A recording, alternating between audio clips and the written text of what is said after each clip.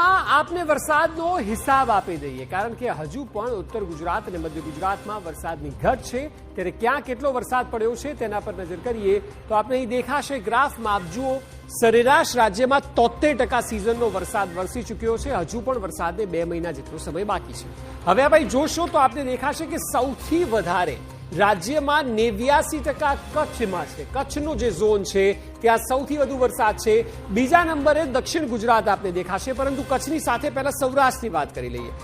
કચ્છમાં 89% સૌરાષ્ટ્રમાં 81% જેટલો વરસાદ વરસ્યો છે ત્યારબાદ સીધા દક્ષિણમાં આવીએ કારણ કે અહીં જોશો તો બીજા નંબરે હાઈએસ્ટ દક્ષિણમાં 87% જેટલો વરસાદ છે જે કચ્છ બાદ બીજા નંબરનો ઝોન છે રાજ્યમાં વરસાદને લીધે ત્યારબાદ મધ્ય ગુજરાત જોશો આપ તો મધ્ય ગુજરાતમાં 57% જેટલો એવરેજ વરસાદ વરસી ચૂક્યો છે સૌથી ઓછો ઉત્તર ગુજરાતમાં 55% છે 55 અને 57 આ ઓછા હોવાને કારણે એવરેજ 76% આવ્યા છે બાકી જો આ 70 ઉપર હોત તો ટકાવારી ક્યાંય વધી ગઈ હોત કારણ કે બાકીના 3 ઝોનમાં તો 85%ની આસપાસની એવરેજ બેસે છે જેમાં 87%, 89% અને 81% છે પરંતુ ઉત્તર અને મધ્ય ગુજરાતમાં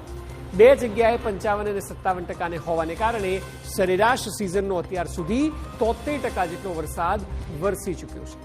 હજુ પણ 1.5 થી 2 મહિનો જેટલો સમય બાકી છે ત્યારે આગામી સમયમાં આંકડા વધશે જો કે વાત જો